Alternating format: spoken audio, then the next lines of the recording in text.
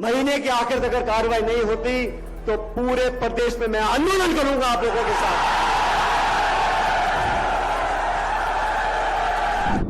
मुखालिफत से मेरी शिकस्त संवरती है, मैं दुश्मनों का बड़ा एहतराम करता हूं। सचिन पायलट और मुख्यमंत्री अशोक गहलोत के बीच सियासी अदावत के किस्से अब आम हैं। करीब 2 साल से सचिन पायलट और अशोक गहलोत के बीच तलवारें खिंची हुई हैं। पायलट अपनी मांग के साथ पार्टी के अंदर रहकर गहलोत का कड़ा विरोध कर रहे हैं, ठीक अपने पिता राजेश पायलट की तरह। राजेश पायलट के जीवन में एक ऐसा वक्त आया था जब गांधी परिवार के बेहद नजदीक रहते हुए भी राजेश पायलट सियासी हाशिए पर आ गए थे। नमस्ते, मैं हुरियाशी और आप देख रहे हैं एबीपी लाइव। आज यही दिलचस्प किस्सा आपको इस वीडियो में बताएंगे, लेकिन उससे पहले राजस्थान में क्या हुआ जरा ये देखिए। सचिन पायलट ने सीएम अशोक गहलोत और पार्टी हाईकमान को 30 मई तक अल्टीमेटम दे दिया है। पायलट ने 15 दिन का वक्त देते हुए कहा है कि अगर उनकी मांगों पर एक्शन नहीं हुआ तो उसके बाद वो पूरे राजस्थान में बड़ा आंदोलन करेंगे। अभी मैंने गांधीवादी तरीके से अनशन किया है। इस महीने के आखिर तक ये तीनों मांगे नौजवानों के हित में और भ्रष्टाचार के खिलाफ अगर नहीं मानी गई तो पूरे प्रदेश में मैं आंदोलन करूंगा आप लोगों के साथ। सचिन पायलट ने अशोक गहलोत को चुनौती देते हुए सरकार के सामने तत्काल 3 मांगों को पूरा करने के लिए कहा है। सुनिए ये 3 मांगे क्या हैं। वसुंधरा राजे सरकार के समय करप्शन की जांच के लिए हाई लेवल कमीशन बने। दूसरी मांग, जिस राजस्थान सेवा चयन आयोग के पेपर लीक हुए हैं उस कमीशन को रिकॉन्स्टिट्यूट किया जाए।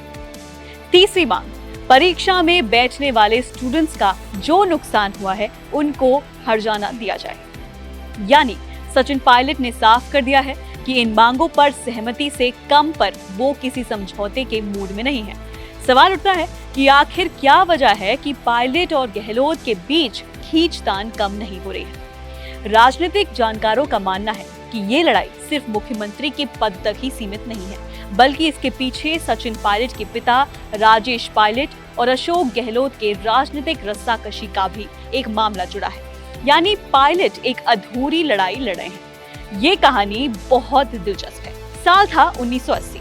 1980 लोकसभा चुनावों में अशोक गहलोत जोधपुर से लड़े, जबकि राजेश पायलट को पार्टी ने भरतपुर से मैदान में उतारा।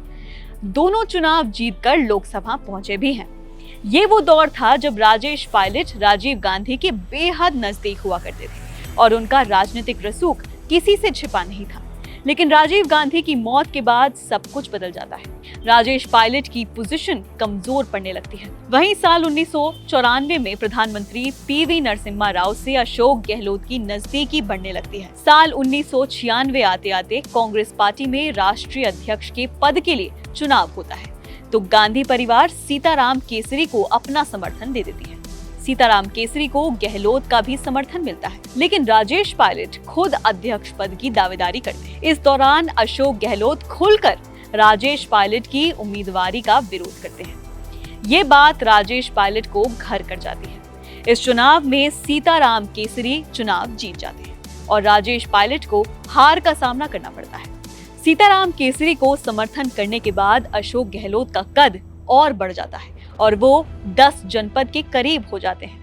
ये फैसला उन्हें गांधी परिवार के और भी नजदीक पहुंचा देता है, जबकि कभी राजीव गांधी के खास कहे जाने वाले राजेश पायलट को और भी दूर कर देता है।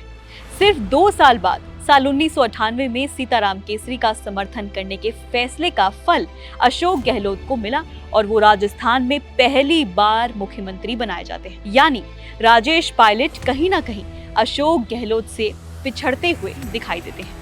हालांकि पायलट को केंद्र में जगह दी गई थी और अब राजेश पायलट के बेटे सचिन पायलट और अशोक गहलोत के बीच यही कहानी दोहराई जा रही है।